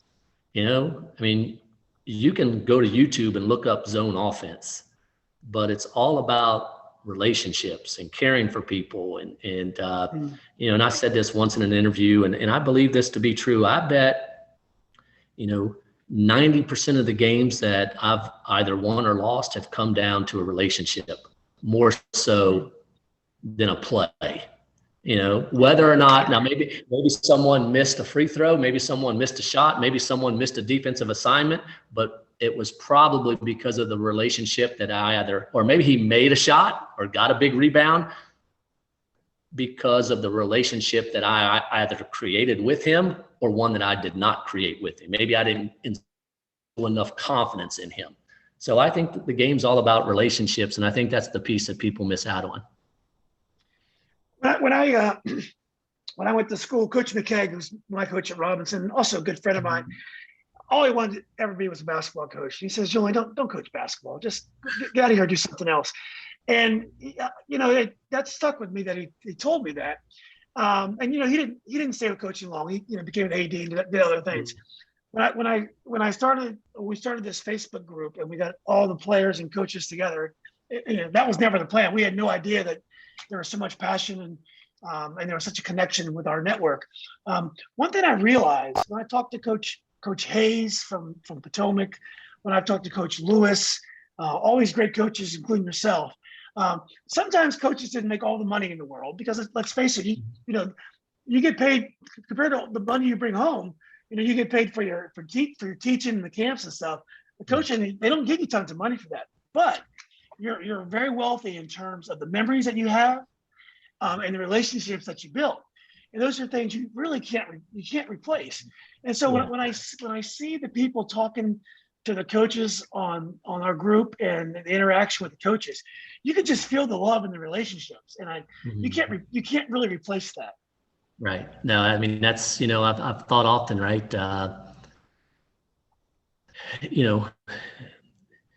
Passengers that are on an airplane that's headed for a crash. There's not one passenger in there that says, I wish I would have made more money. Yeah. But there are plenty of people in there that might say, I wish I would have spent more time building relationships. I wish I would have had a bigger impact. And that's the one thing as coaches, we can feel pretty confident that we've been able to accomplish that. And so that's, so as long as I feel like I have the ability to give something back and make an impact, and really what I'm trying to do is, say thank you to, Coach Warren and Coach McCool and Coach Jenkins and Coach Thompson and Coach Bird, those guys that gave me an opportunity. And so no, I mean, my best friends today are my former players, and there's no better feeling. I used to drive into Herndon High School every day and look over on that wall where they list the state championships. And my goal was always to have a state championship basketball team up there. And I would drive in and look over after we lost the Booker T game. And I'm like, God, that was like one of my biggest regrets. But you know what? There's no better feeling in the world.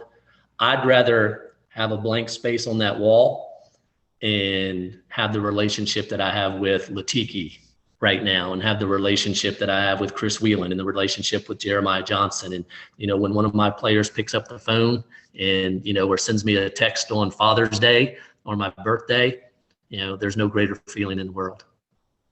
And it's funny, Coach, some of the effect you had on these players, you don't even know the effect you had. I coach, as you know, Nova United, and I also coach Summer League. So my coaching career is it pales in comparison to things that you've accomplished. But every once in a while, a kid will say something to me and says, "Coach, you were a mentor to me. You meant this to me. You once told me this." And these are things I may have forgotten about a long time ago. But the kids don't forget these things. You don't really know how you affect kids, even if they don't even tell you that. There's that effect that you have. Yeah, no question. And and it's nice when you do hear those things, because you're right. We tend to hear when people aren't happy as opposed to when they are happy. And I'll never forget, and this is a wonderful woman that, Cindy Vaughn, who I'm sure you probably know, that keeps the scorebook at Herndon. And she's like an assistant coach, general manager of the basketball program in Herndon. And she's been keeping the book for 20 some odd years. And her son played for me and was never a star. 13th, 14th man, hard worker, just did everything. He was a coach's dream. And Cindy came up to me one time, said, she's like, "Coach," she's like, "Evan came home and, he got a job promotion, and he said that his coach, or that his boss, came up to him and said, like, for such a young guy, you have such great work ethic. Your parents must be really proud that they instilled that work ethic in you at such a young age." And he said that, she said, and Evan told his boss, "My mom and dad didn't have anything to do with that. That all came from Coach Hall." So, that is like, I mean, that's as good as it gets, right? There's no money that can replace that. So, So no, you're absolutely right. So it's just so ironic that, my dad and I had this conversation before he passed, that, growing up, he always thought I was lazy, because I hated to work. I mean, and I admit I did not like to work at all. And that's what I try to teach my students now, is to, find a career that you love, because that old saying, if you can choose a career you love, you can say you never worked a day in your life. And here, I mean, it's hard to believe that I can sit in the gym just like I did on Sunday and like I did on Saturday and watch basketball from 8 a.m. to 10 p.m. And that is that is my job, but I've never considered it work. It's my passion. So, so it's ironic that my dad, he said to me, he's like, I'm so proud of you because when you were young, I thought you were the laziest guy ever. And it's amazing how hard you work at basketball. He's like, so you know what? You proved me wrong. You really are a good worker. And that's like the best compliment my dad could ever give me. You and your father I could tell, have a very complicated relationship, but it's great. You have such a great, he's still in his own way been such an inspiration to you. Absolutely. Well, I didn't realize my dad. So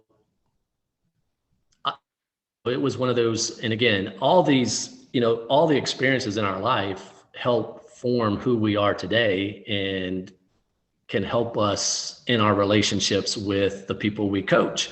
And that's the other thing is teachers, coaches, we don't take enough time to learn the kid's story because we all have a story, like the kid that's not turning in homework, it's not because they don't want to do their homework. Maybe I had kids at Herndon that had to go to the McDonald's and try to get the free Wi-Fi, so you have to learn their story. And, but my dad was really, really hard on me and as he was my baseball coach and so I would strike out 16 of the 18 batters and the whole way home, all I heard about was those 2 batters. And I would go like in the barbershop and they would say, "Oh, you're Barry Hall's son?" And I'm like, "Yeah." And they're like, "Man, he sure is proud of you." And I would like look around and I'm like, "Who the hell are you talking to?" Because he hates me. But that's all he knew. I mean, that was his way of like saying, "I love you," but he didn't know how to say the words. So he just kept pushing me. And here I am, I'm 7 years old, 8 years old. And I couldn't understand. He's upset at me because I didn't strike out the other 2 batters and someone else on our team would hit a foul ball and he would celebrate them. And I'm like, why is he not celebrate? Why does he not like me? But that was all he knew how to do. That's, he was a product of his environment. And so I try to but you know what? I've learned, and that was the thing, like, I'll never forget one time my dad was doing a job and I was with him and he was painting this fence and he was spending all this time on the back of the fence out back of the house. And I'm like, "Dad, just throw it on there. Who's going to see it?" Like, I get spending time on the front of the house. And he's like, "I'll know, I'll see it." And I didn't know what he meant, but now as I think about it, it's like, now I understand. And Chris Whelan, he called me one night and I was on the way to scout a team and we were undefeated and the team that I was going to go scout had not won a game and it was snowing and he called and he's like, "Coach, what are you doing?" I'm like, "I'm on my way to scout." And he's like, "What the hell is wrong with you?" He's like, "You're going to destroy them." I said, "I know, Chris, but if for some reason we lose this game, and I did not scout this game, and I didn't put my kids in the best possible situation to be, I can never live with myself." He's like, "Coach, let me tell you something right now. You could do half of what you do and still be doing 75% more than what other people are doing." But that came from my dad. That was the work ethic that he instilled in me, like the need to be perfect, and that's probably why I went overboard on, putting my self-worth on whether or not we win a basketball game or not. And that's why I took everything personal. So yeah, it was important to me. Yeah. So, well, Coach, this has been great. I don't think I ever refereed your game for some reason. Maybe you scratched me without knowing. You know what? Here's what I will tell you. Maybe I'm trying to think. I think there was only, even that official that gave me a technical every time, I never scratched. Yeah. And I think in all my time at Herndon, I think I only scratched one official. Wow. But here's why, like, honestly, I didn't know their names. Like, they would give you that list and I'm like, and we would go to those meetings and like the officials that before, and I'd be like, can we do like the NBA? Can you have numbers? Because I could tell if I don't like number 2, but I promise you, I know their names. And like guys like Brian Doyle and all those guys, Kevin Weirin, they would talk and they would be like, Julian Brown's doing our game Friday night. And I'm like, how do you know that? Like, and how do you even know his name? And I didn't know anyone's name. And so I never scratched people. So well, I guess by luck of the draw. I mean, I don't think I ever had a Herndon game. That's crazy. And I know I refereed up here at least 14 years and never had one of your games. But I saw you giving your constructive criticism to refs often, and trust me, I had no clue what I was talking about. No, I had no clue. But anyway, Coach, I really appreciate you being part of our Facebook group. It's great to have the great coaches like yourself, involved, and I love when you're communicating with your players. I think when Latiki and some of the other players, and even Coach Bird hear this, they're going to enjoy the old stories, because it's great to relive those great days. That's what it is. Like when we get together, it's like, and it's like, no one talks about wins and losses. They talk about things that happened in the locker room, things that happened in the bus ride. They even talk about, games that they lost when they were 10 years old at the Herndon basketball camp, and who cheated who, and it's just such a great time. So, but no, you're the one that deserves all the credit, because without you, this group, we wouldn't have this group. So I have to tell you, sometimes I want to chime in because I feel like there's a South Lakes TC bias. And I'm like, wait a minute, doesn't anyone know we played basketball at Herndon? And, but again, that's the competitiveness in me that comes out. And sometimes I want to tell Theron that Randy was a better shooter than him, or Latiki was a better shooter, but then I know Theron's not going to talk to me anymore. But well, it's funny you say that, but like Coach Earl, Doug says the same thing. There's never any Westfield talk on this board. We've won all the we've won a state championship. I've never heard anyone talk about Westfield. That's it is true. We have it is true. We have a lot of TC talk, a lot of Mount Vernon talk, a lot of South Lakes talk. But very little like Springfield. Like my guys will read it. Like my guys will read, and they'll say to me, "Coach, did you see what someone said on the board?" And I'm like, because sometimes I'll admit that I'll have to take a little break, because like there have been a lot of times I'm like, I'm just getting ready to type something. I'm like, no, I can't do that. But my guys read it, but don't contribute. So what I would say to Doug, just like for me, here's what I know about me. I don't contribute that much. So I can't be hating on the people that contribute, because Alan puts all the pictures on there, right?